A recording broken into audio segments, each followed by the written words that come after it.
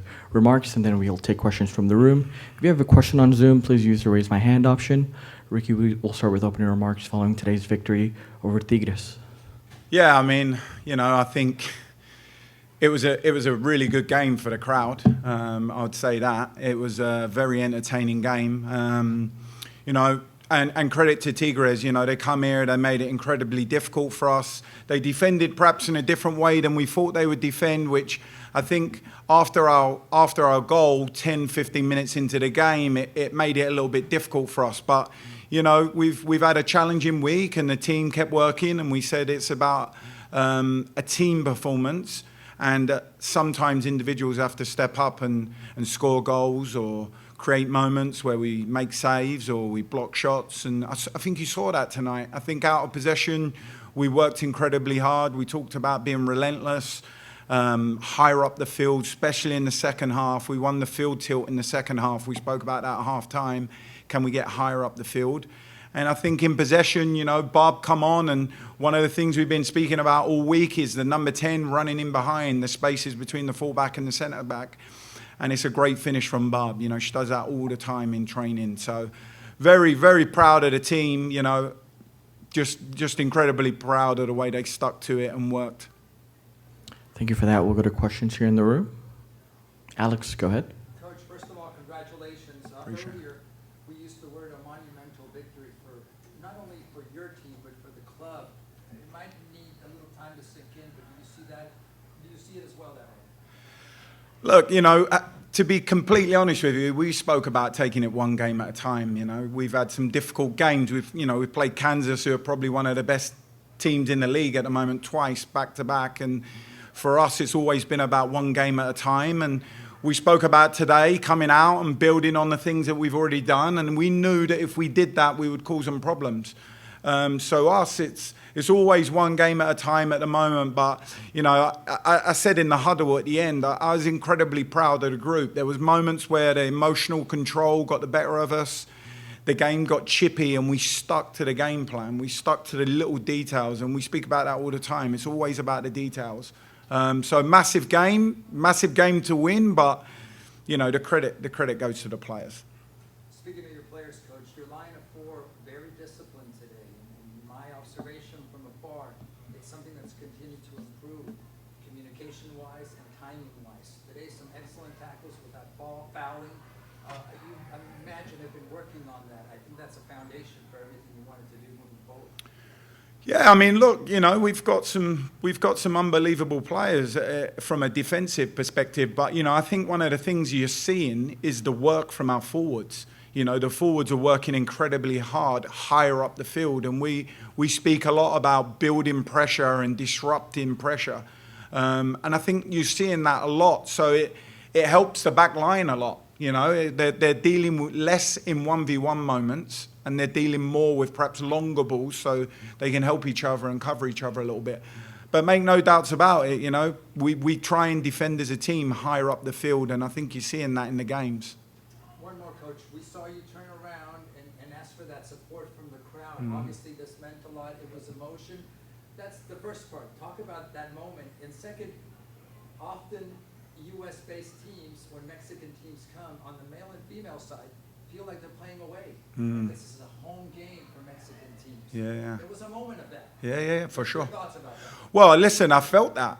That's why I turned around and spoke to the crowd. I think for me, there was so many moments. And, I think that's the thing I love about Mexican football in general, just the cultural aspect of it. Obviously, coming from London and growing up, and, I never played on grass at all when I was younger. I played on concrete. So it was part of my culture. But as the game went on, as we got longer and longer into the game, we also spoke about we're from Houston. We play in this heat. We understand what it takes to play at this level, and we understand what it takes to win games in this stadium. So as I started hearing the crowd cheering and chanting our name, I just wanted to join in and make it loud, and they did that. The fans were fantastic on both sides tonight. So, thank you, Coach. You're welcome. Manny, and then we'll go. Yep. I think the main question going to this tournament, who's going to replace Jane Campbell? You show the first game with McKinney and this game with Heather. How you know that you have two reliable goalkeepers, especially with Heather this performance today.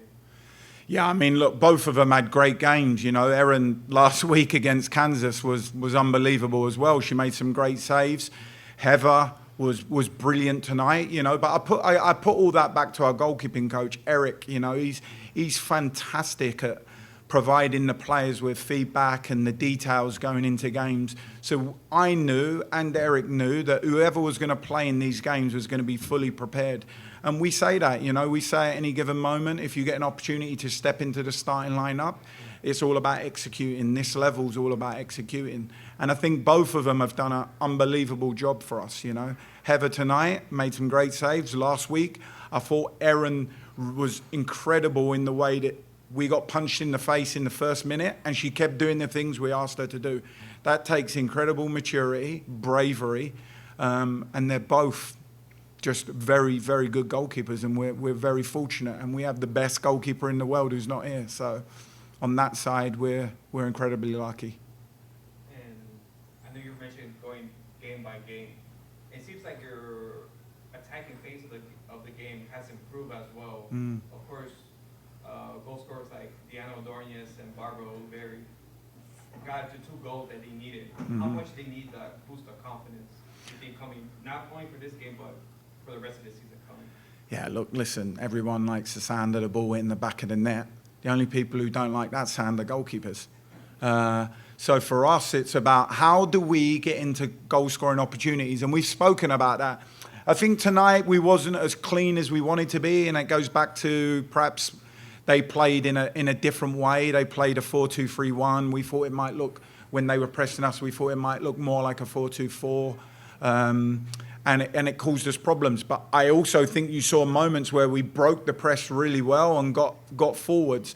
But listen, we got players like Yuki, Andressa come into the game at the end who found pockets. Cece on her return for being out so long found great spaces in the pocket. So for us, you know, we're just really fortunate right now that last week was an incredibly unique situation with illness and some injuries. And this week was more difficult for me in terms of who was going to play, who was going to start, how we were going to change the game. But they all brought into it. We said it was going to be a team game, and everyone brought into it. We don't have substitutes in our team. We have game changers. And that's what we talk about all the time, whether you're coming in to close a game or whether you're coming in to change a game. And I think you see that today from all the subs that come on the field. You're welcome. Andres? Ricky, congrats on the win. I just wanted to add, that first half, it definitely looked like after scoring the first goal, it looked like Tigres was trying to get back into the game, of course. That was late the first half. That second half, it looked much different. It's all different scores for sure. That looked very composed. What do you feel like was the difference between the first half and the second half? Yeah, I mean, I think it goes back to they played slightly differently when we were building out. So we gave the ball away and we took too many risks. There was a lot of passes that we didn't complete, and then all of a sudden the game started opening up. It became really transitional. Even on the 30th minute when Heather had a little problem, we got the group in and we said, it is way too transitional. We need to start taking care of the ball. We need to keep our shape a little bit. There was a lot of rotations because they were trying to solve problems, which is great. We talk about being brave in the way that we play. But as the game went on, especially in the first half, they started building more and more pressure, and they were serving a lot of balls from wide areas because I think that was a plan from them to put Heather under a lot of pressure. You know, and the pressure broke. It was a bit fortunate. They got a deflection with their shot, but the pressure broke. In the second half, we spoke about being brave. We spoke about trusting that we can get higher up the field, trusting that we can get to the player and get their head down and make it difficult for them.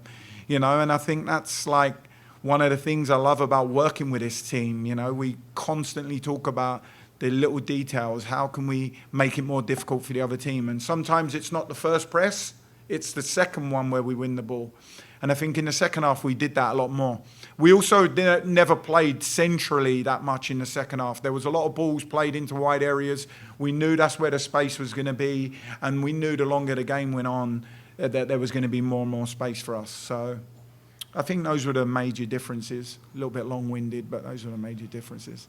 Thank you. You're welcome. I think Can we have Theo on Zoom? Theo, go ahead. I'm looking here for Zoom, right? Straight ahead, yep. Hey Ricky, can you hear me? I can hear you, Theo, yep.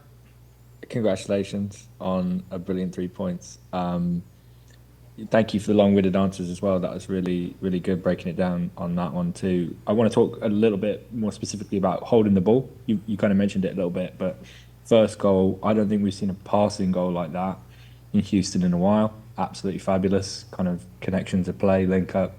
And in general, you know, like you said, second half, field tilt was great.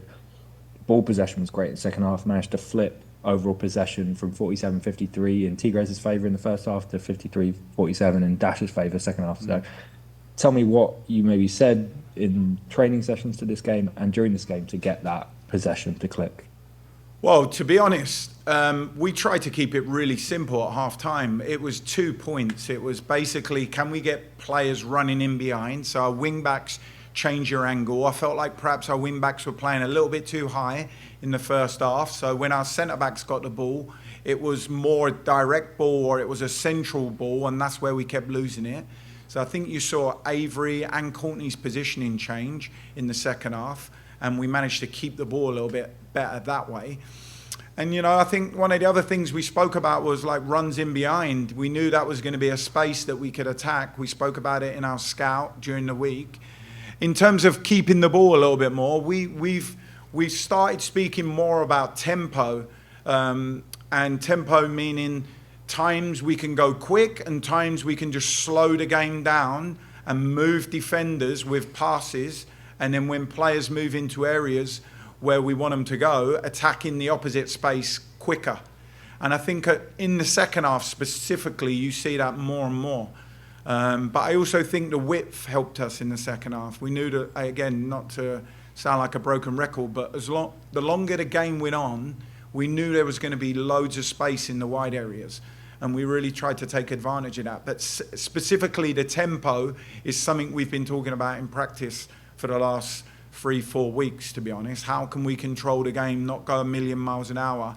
Because in the first half, we looked at each other and we was like, this game is 100 miles an hour. And that's not really what we wanted. We didn't want it to be like that. So we addressed it. The players solved the problem in the second half. And it looked a little bit cleaner for us, for sure. Congratulations again. Thanks so much for your time, Ricky, and explaining You're that. welcome. Appreciate you. You're welcome. All right, we'll wrap up with that one. Ricky, thank you very much. Thank you, everyone. Appreciate it.